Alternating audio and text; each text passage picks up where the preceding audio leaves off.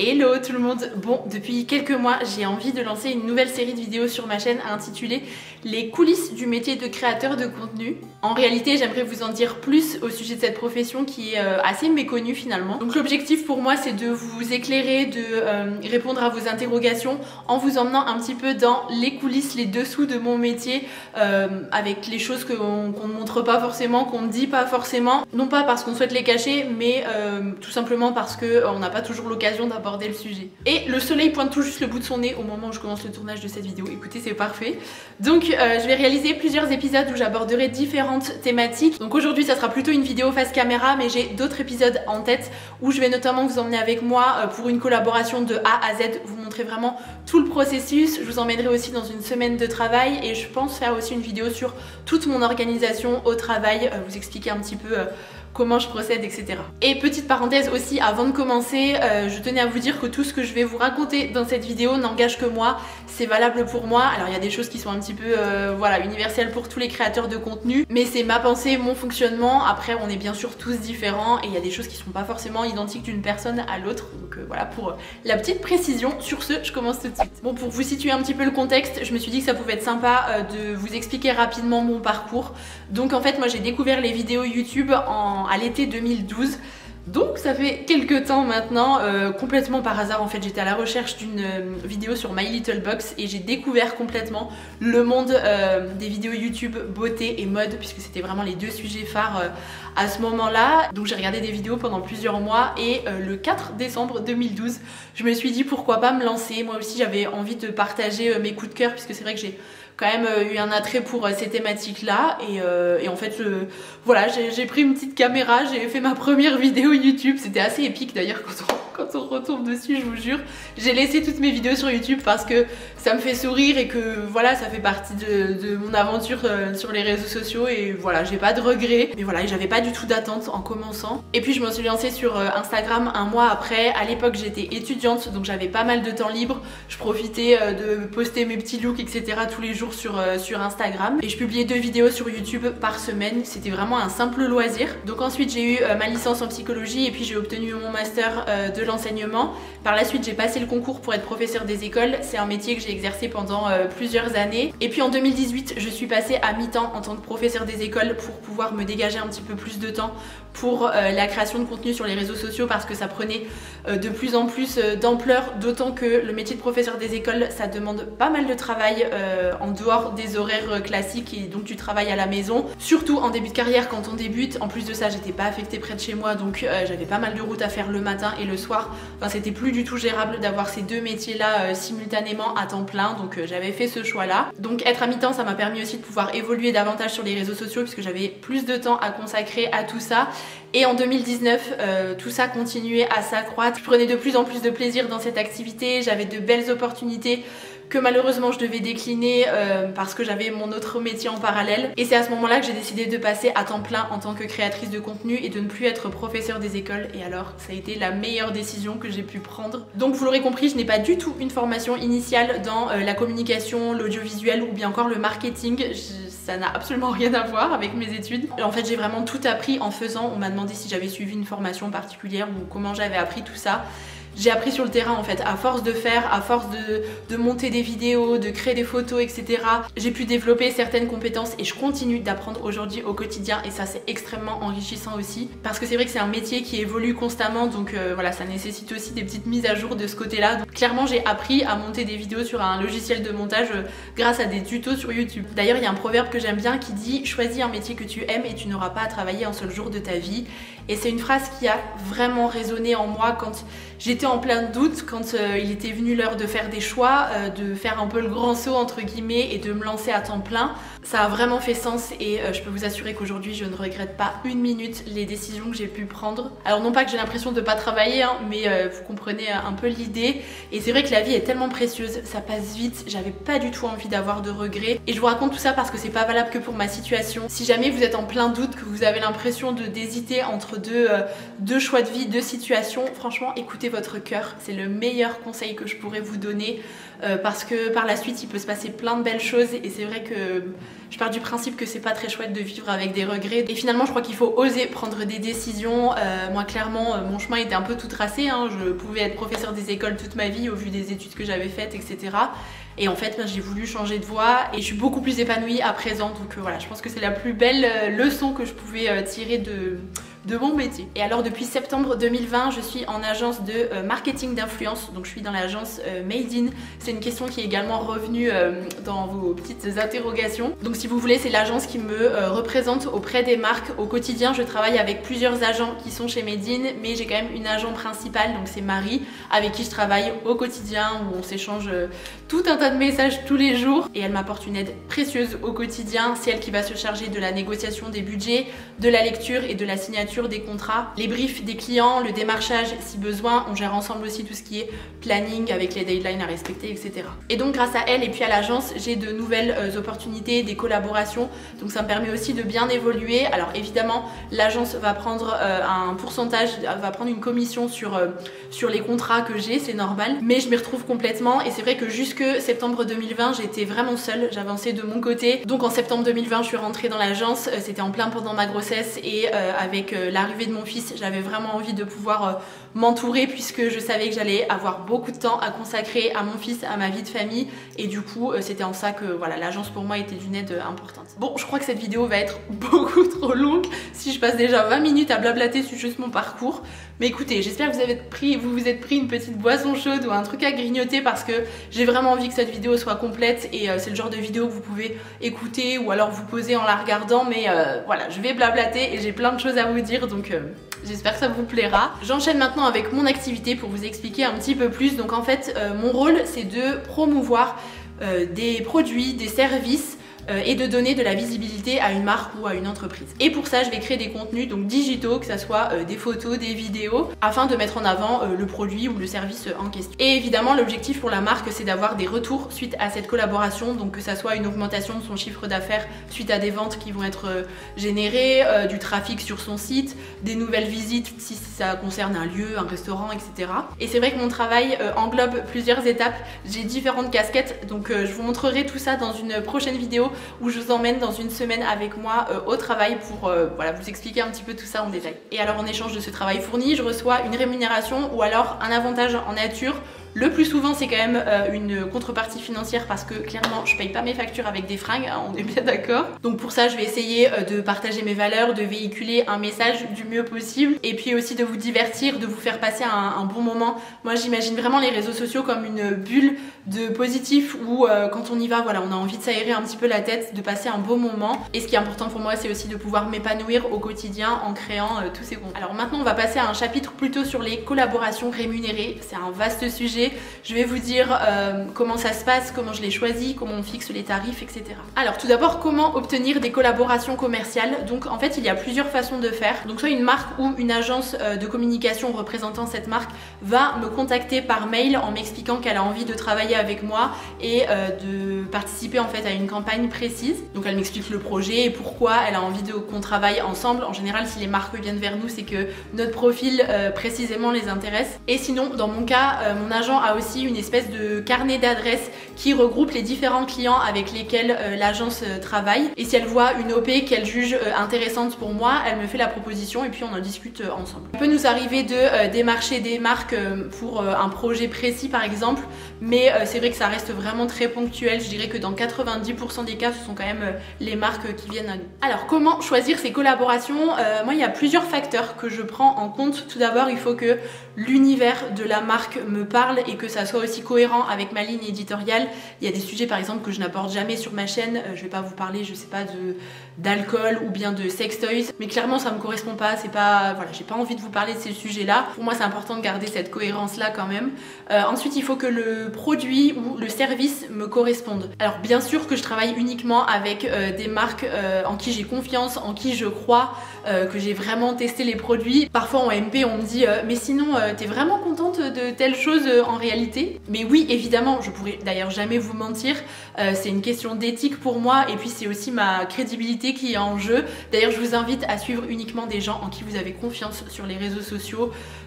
Sinon, voilà, ça perd un peu de son intérêt, je trouve. Troisième critère, il faut aussi que le budget me convienne, évidemment. Et enfin, il faut que le projet soit intéressant. Je veux qu'on laisse place à ma créativité et je veux pouvoir garder ma liberté aussi. Généralement, quand on a une collaboration, on reçoit un brief. Je vous en parlerai un peu plus tard. En gros, c'est un document qui regroupe les éléments principaux au sujet de la collaboration. Donc évidemment, c'est normal, il y a toujours des points clés à mettre en avant. Mais si c'est trop directif, que la marque vraiment est fermée en fait et me laisse très peu de liberté, je n'accepte pas parce que c'est pas la façon dont j'aime travailler. Donc si tout va bien, on valide et la collaboration commence. C'est un petit raccourci parce que ça peut prendre des jours voire des semaines, mais de toute façon, comme dit, je vous ferai une vidéo détaillée sur toute une collaboration avec le processus complet. Alors il faut savoir que je refuse environ, je dirais, 80-85% des propositions de collaboration que je reçois, tout simplement parce que j'en reçois énormément comme beaucoup de créateurs de contenu et qu'il faut faire le tri. Il y a des choses qui me correspondent pas du tout. Donc quand je décide d'accepter une collaboration, c'est que j'ai vraiment envie de travailler avec la marque et j'accepte pas par défaut, si vous voulez, parce que bah là voilà, il faut accepter des contrats, il faut quand même que j'ai des rentrées d'argent. Non, pas du tout, j'ai vraiment cette chance aussi et cette liberté de pouvoir accepter uniquement ce que j'ai envie. Et puis pour les marques, il y a plusieurs façons de faire aussi. Soit elles viennent vers nous en nous disant voilà, j'ai tant de budget, quelle création de contenu, quel type de contenu vous pouvez me proposer pour cette somme-ci. Soit la marque a vraiment une stratégie étudiée en amont, elle sait parfaitement ce qu'elle souhaite et dans ce cas elle nous demande tant de contenu pour telle plateforme, etc. et puis on avance ensemble. Avant de travailler ensemble, les marques nous demandent généralement notre kit média. Le kit média, c'est un document personnalisé dont chaque créateur de contenu dispose, qui va regrouper différentes informations. Généralement il y aura une petite présentation de notre profil avec les types de contenu qu'on aime faire, notre univers, un peu notre ligne éditoriale. Les statistiques de mes réseaux sociaux, donc là on va retrouver par exemple le nombre de vues moyens que font mes différents contenus sur les réseaux sociaux, le nombre de clics sur les liens quand je vous mets un petit lien par exemple en story, l'audience, donc ça ce sont les statistiques sur ma communauté, donc les gens qui me suivent avec les différentes tranches d'âge, le genre, les villes, les pays où ma communauté se trouve. Il y a aussi l'engagement, la durée de vue moyenne, etc. Il y a plein de petits paramètres auxquels les marques accordent de l'importance et c'est normal. Et ce document est mis à jour tous les mois par mon agence pour qu'il soit le plus actualisé possible. Alors comment fixer les tarifs d'une création de contenu? Donc il y a un tarif précis pour chaque type de création de contenu, mais c'est une moyenne. Ça ne veut pas dire que je serai toujours payée tel budget pour un set de story, tel budget pour un réel, etc. En fait, ça va dépendre de plusieurs facteurs. Tout d'abord, la marque avec laquelle on travaille, puisque toutes les marques n'accordent pas le même budget pour des créations de contenu. Ça dépend aussi si c'est un grand groupe ou une petite marque, une créatrice, forcément ça sera tout à fait différent. Donc, comme je vous le disais, c'est mon agent qui s'occupe de négocier les budgets. Ensuite, on échange si ça me convient ou non. Et je vous avoue que ça m'arrange bien parce que avant que je sois dans l'agence, c'était vraiment la partie qui me déplaisait parce que j'avais beaucoup de mal à vendre entre guillemets mon travail et de savoir combien ça vaut, etc. C'était assez délicat, donc ça me rassure beaucoup depuis que je suis en agence. Ça va aussi dépendre du nombre de contenus à créer. D'ailleurs, je travaille de plus en plus avec les marques sur le moyen terme, donc sur une période de 6 mois, 1 an. J'ai pas mal de contrats à l'année. Pour mon plus grand bonheur, parce que je préfère vraiment travailler de cette façon-là plutôt qu'une collaboration juste une seule fois comme ça. Ce sont des marques avec lesquelles j'aime beaucoup travailler, des produits que j'utilise vraiment dans mon quotidien. Je sais pas, par exemple Gastrolux ou Aglaya, les bijoux que je porte tous les jours, les poêles que je cuisine, avec lesquels je cuisine tous les jours.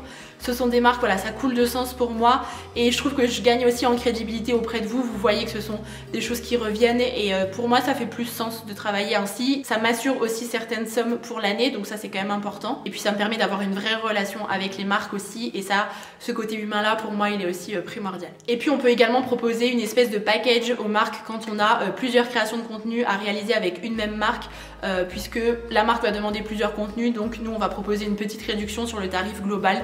Chacun y trouve un petit peu son compte. Moi ça me permet d'avoir un joli contrat sur l'année et la marque d'avoir une réduction sur le tarif initial, donc ça c'est plutôt intéressant aussi. La période de l'année entre également en jeu dans les tarifs qui sont fixés. Par exemple la période des fêtes de fin d'année où il y a énormément de propositions, on est très sollicité et les marques sont parfois prêtes à mettre un petit peu plus de budget pour pouvoir être mises en avant. Et les statistiques sont aussi étroitement liées au budget puisque plus les retombées seront importantes pour une marque, plus la marque sera prête à débloquer du budget pour ses créations de contenu. C'est légitime et c'est ce qu'on appelle l'engagement. En fait, ce sont toutes les interactions de la communauté avec les contenus publiés. Si vous likez, cliquez sur des liens, passez du temps à regarder un contenu, vous montrez de l'intérêt pour le contenu, pour la marque, et donc forcément c'est pertinent pour la marque. Et alors comment savoir la valeur monétaire d'un contenu? Eh bien c'est mon agent qui le détermine parce qu'elle a l'habitude, ça fait des années qu'elle fait ça, qu'elle travaille avec plusieurs créateurs de contenu, plusieurs clients, donc elle sait combien cela vaut à force d'échanger aussi avec les annonceurs, donc les marques. Et parfois il y a aussi des grilles tarifaires qui reprennent alors, les différents critères que je vous ai énoncés juste avant. Je ne sais pas si vous l'avez vu, mais en juin 2023, une loi a été publiée au sujet des créateurs de contenu et je voulais vous en parler parce que pour vous, en tant que consommateur de tous ces contenus, c'est aussi pertinent de savoir certaines choses, je trouve. Donc c'est une loi qui vise à encadrer davantage l'influence commerciale. Il y a tout un cadre de régulation qui a été mis en place suite à des dérives de certaines personnes, donc voilà, ça c'est une bonne chose. Je vais vous donner deux axes de cette loi parmi d'autres. Tout d'abord, nous n'avons plus le droit de promouvoir certaines choses. Donc par exemple, la chirurgie et la médecine esthétique, c'est totalement interdit maintenant. Donc c'est pour ça que je ne peux plus vous parler de l'épilation définitive au laser que j'ai réalisée, je vous en avais parlé sur Instagram, parce que ça rentre en compte en fait dans la médecine esthétique. Donc je continue de le faire, mais je n'ai plus le droit de mettre en avant ce service-là. Les services financiers aussi, les pronostics sportifs. Et l'objectif de cette loi, c'est également d'apporter de la clarté quant aux publications. Et ça pour moi, c'était nécessaire parce qu'il y avait trop d'abus malheureusement. Donc depuis le mois de juin, on doit systématiquement apporter des précisions avec des mentions légales sur les contenus que l'on publie, que ça soit voilà, YouTube, Instagram, TikTok, peu importe. Vous n'avez pas pu passer à côté. Maintenant, on voit très régulièrement passer les termes de collaboration commerciale rémunérée ou alors publicité. Lorsqu'il s'agit d'une collaboration rémunérée, ça veut dire qu'on a reçu tout simplement une contrepartie financière en échange. On doit mettre collaboration commerciale produit offert si le produit dont on parle a été offert par la marque. Donc ça c'est ce qu'on appelle une dotation de produit. Il y a aussi collaboration commerciale invitation si jamais on est invité pour un séjour presse par exemple ou alors invité dans un restaurant, mettre en avant un service ou une prestation. C'est la dénomination qu'on doit utiliser. Et enfin, collaboration commerciale, lien affilié, si le contenu comporte un lien sur lequel vous pouvez cliquer et qui est de l'affiliation. Donc ce lien peut concerner un produit qui nous a été offert par la marque ou alors tout à fait un produit qu'on a acheté nous-mêmes, mais on doit quand même préciser collaboration commerciale parce qu'il s'agit d'un lien affilié et donc on peut toucher une petite somme d'argent, mais ça j'y reviens juste après. Donc on peut voir souvent passer les termes de collaboration commerciale, mais parfois il n'y a absolument aucune rémunération en échange, c'est simplement soit un produit qui est offert, soit une invitation ou un lien affilié. Je pense que vous l'aurez compris. Et souvent je parle de marque et c'est pas du tout une collaboration, donc c'est pour ça que je ne mentionne rien.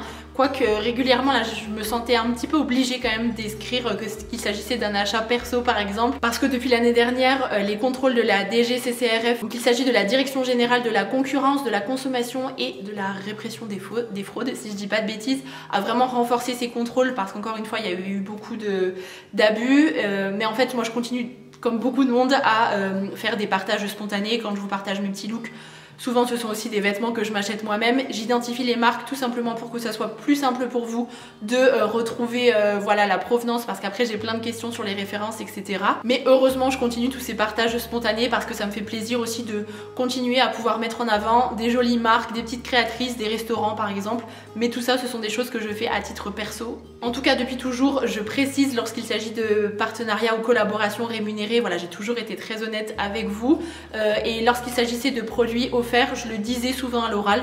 Donc maintenant je dois, enfin depuis juin dernier du coup, je le stipule systématiquement à l'écrit en plus, comme ça c'est clair pour tout le monde. Donc c'est un peu redondant, parfois on a l'impression de voir collaboration commerciale, publicité partout. Mais c'est la loi, donc on n'a pas trop le choix et voilà, on se doit de respecter tout ça aussi. Lorsque j'ai lancé la foire aux questions au sujet du métier de créateur de contenu sur Instagram, j'ai reçu des questions notamment au sujet des sources de revenus. Par qui on était payé, comment ça se passait, qu'est-ce qui nous rémunérait, si c'était les vues, les collaborations avec les marques, enfin voilà, je pense que c'est un petit peu flou pour certaines personnes. Donc en fait il faut savoir qu'il existe différentes sources de revenus. On n'a pas un virement qui est effectué par mois sur notre compte en banque, ça fonctionne de manière un peu différente. Donc pour ma part, ma source de revenus principale, ce sont les collaborations rémunérées que je fais du coup avec les marques. Donc je réalise un contenu, que ce soit photo ou vidéo pour un client, une marque, pour lequel je suis rémunérée. Donc on définit, comme je vous le disais, la somme en amont et sous contrat évidemment parce qu'il faut toujours se protéger. Donc ça peut être des réels, des stories, une intégration dans une vidéo YouTube, un TikTok, etc. Peu importe. Pour ma part, il y a aussi la monétisation de mes vidéos YouTube. Donc en fait, chaque mois, Google AdSense effectue un virement sur mon compte professionnel et ce montant varie selon différents facteurs. Il va être lié forcément au nombre de vues que mes vidéos vont réaliser en fait.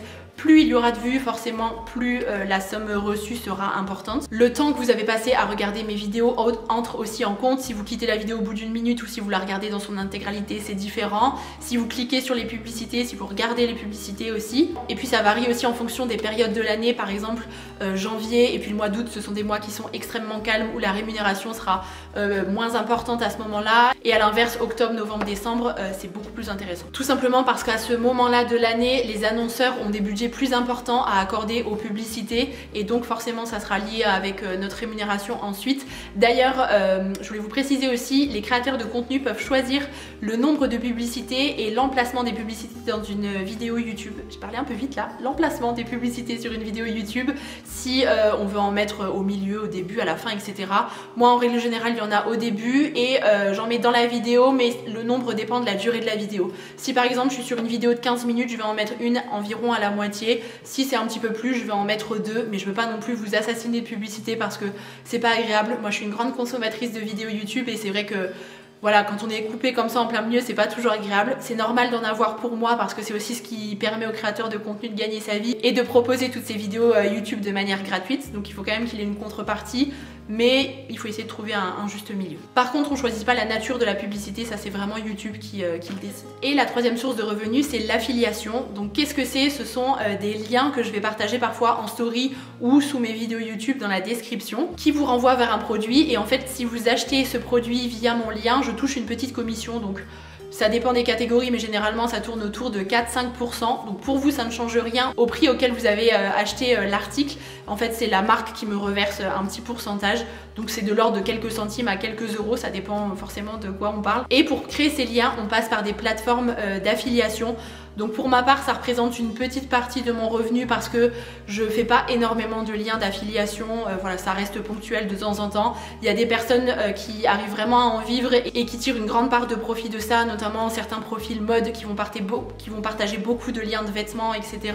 De faire des sélections régulièrement. Donc ça, c'est vrai que c'est assez...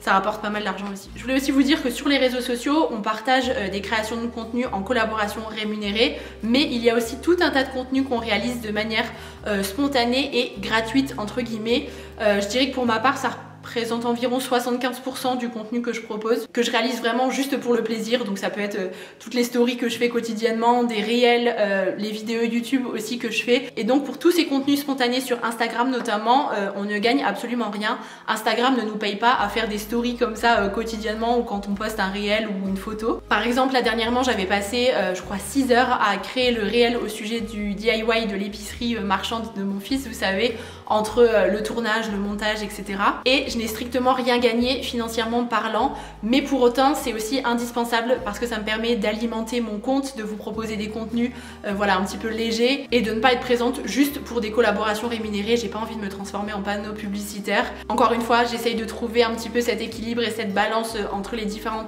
types de contenus. Mais bref, tout ça pour vous dire que du coup on passe beaucoup de temps à créer aussi du contenu spontané et que pour autant les collaborations rémunérées sont importantes pour nous et légitimes pour qu'on gagne notre vie, parce que sans ça on pourrait pas vous proposer tous ces contenus gratuits et plus fréquents, parce que on peut pas travailler pour rien, hein. On va pas s'amuser à faire juste des photos et vidéos comme ça pour le plaisir. Si c'est notre métier, forcément il faut qu'il y ait un retour derrière. Donc voilà, j'espère vous avoir un petit peu éclairé par rapport à ça. Alors la question du salaire revient aussi régulièrement, je comprends tout à fait. Je ne souhaite pas donner de chiffres, voilà, je suis assez discrète là-dessus. C'est comme pour la maison, etc. parce que j'estime que les réseaux sociaux c'est tout simplement pas le lieu pour. Il y a plein de personnes qui sont pas forcément très bien attentionnées et voilà, ça c'est quelque chose que je souhaite garder privé. Ce que je peux vous dire, c'est que je gagne mieux ma vie qu'avant et surtout que j'ai vraiment gagné en confort de vie.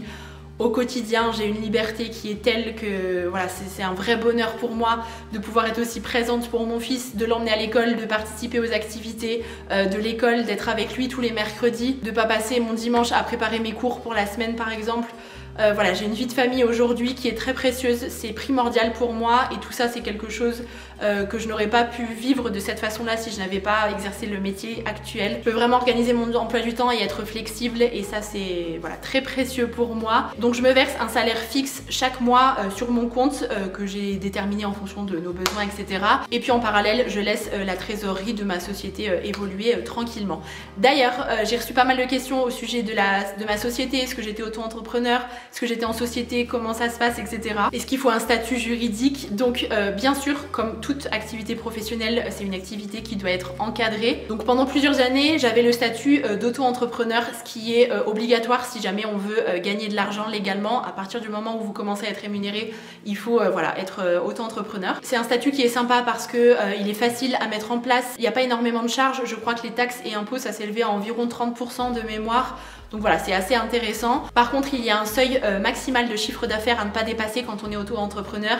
Et au bout de quelques temps, j'arrivais en fait à ce seuil. Donc je ne pouvais plus être auto-entrepreneur. Donc c'est à ce moment-là, donc en 2020, que j'ai décidé d'ouvrir ma société. Donc ça va faire 4 ans là. Personnellement, j'ai une EURL. Donc c'est une entreprise unipersonnelle à responsabilité limitée dont je suis la gérante. Et alors avoir une société, ça demande plus de travail. C'est un changement de statut complet. Au début, pour ouvrir la société, il faut déposer les statuts. Il faut ensuite avoir un expert comptable qui nous aide notamment dans la création de la société et puis par la suite pour tout l'administratif. Il y a aussi une charge de travail côté administratif qui est plus conséquente. Voilà, je dois faire de la facturation et de l'administratif tous les mois avec tous les éléments que je dois envoyer à mon comptable. Il y a le bilan comptable annuel, etc. L'avantage pour moi de la société, c'est qu'il n'y a pas de limite de chiffre d'affaires et je peux déduire aussi mes notes de frais, donc ça c'est plutôt intéressant. Et l'inconvénient par contre qui est quand même majeur, je trouve, c'est que je dois payer 55% environ de taxes. S'ajoute à ça encore les impôts que je dois payer par la suite. Donc autant vous dire qu'on se fait bien, voilà, quand on est à son compte, c'est l'inconvénient et c'est un peu le lot de toutes les personnes qui sont à leur compte malheureusement. Mais voilà, c'est comme ça. Donc si jamais on souhaite ne plus être entrepreneur pour passer à une société, il faut vraiment s'assurer d'avoir un chiffre d'affaires qui suive derrière et qui soit conséquent. Il faut vraiment mesurer parce qu'entre 30% de charges et 55% plus les impôts, il faut faire ces petits calculs pour s'assurer que ça soit quand même rentable et intéressant et voilà, ne pas regretter par la suite. Donc je paye mes impôts professionnels dont la TVA et puis aussi tout ce qui est contributions et charges sociales. Et enfin pour terminer cette vidéo, j'espère que vous êtes toujours là, que voilà, ça a su vous intéresser.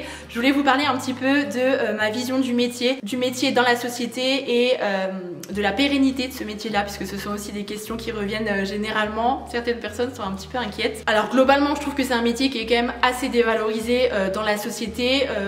Je pense que c'est dû au fait qu'on ne fait pas tous le métier de la même façon. Je pense par exemple à certaines personnes de télé-réalité voilà, qui pour moi sont vraiment des influenceurs et c'est à distinguer des créateurs de contenu. Parmi ces influenceurs, tout le monde ne fait pas la même chose, hein, bien sûr, mais il y a certaines personnes, je pense, qui donnent pas forcément une bonne image de ce métier-là, qui vont faire leur story en 30 secondes à l'iPhone et basta, ils reçoivent leur argent et c'est terminé. Voilà, c'est pas forcément ma vision du métier. Pour moi, sur les réseaux sociaux, il y a différents types de contenus. On va retrouver des choses assez rigolotes, légères et bon enfant qui vont être tournées et montées en 1 heure comme ça au téléphone et c'est très bien. Il y a des choses qui sont hyper rigolotes et hyper sympas à faire.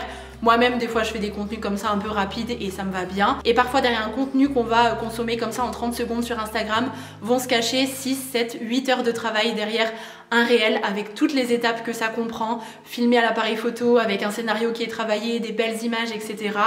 Forcément, c'est différent. Je trouve que c'est bien d'avoir les deux se mêlent. Moi, j'aime bien faire les deux types de contenus aussi. Alors attention, ce métier est très loin d'être pénible physiquement. Voilà, c'est un métier que je trouve hyper agréable, dans lequel, je pense, vous l'aurez compris, je m'éclate et je m'épanouis au quotidien. Mais pour moi, si on veut vraiment faire le métier de créateur de contenu de manière éthique, en respectant ses valeurs et en le faisant correctement, tout simplement, ça demande un investissement qui est quand même conséquent, d'être présent tous les jours sur les réseaux sociaux, de faire travailler sa créativité pour chercher des nouveaux concepts, mettre en avant une marque du mieux possible. Moi, je suis honorée quand une marque me fait confiance et forcément, derrière, j'ai envie de créer un joli contenu et j'essaye de faire du mieux que je peux. Alors attention, je dis pas que tous les contenus que je fais sont parfaits et que voilà, j'excelle dans le domaine, pas du tout.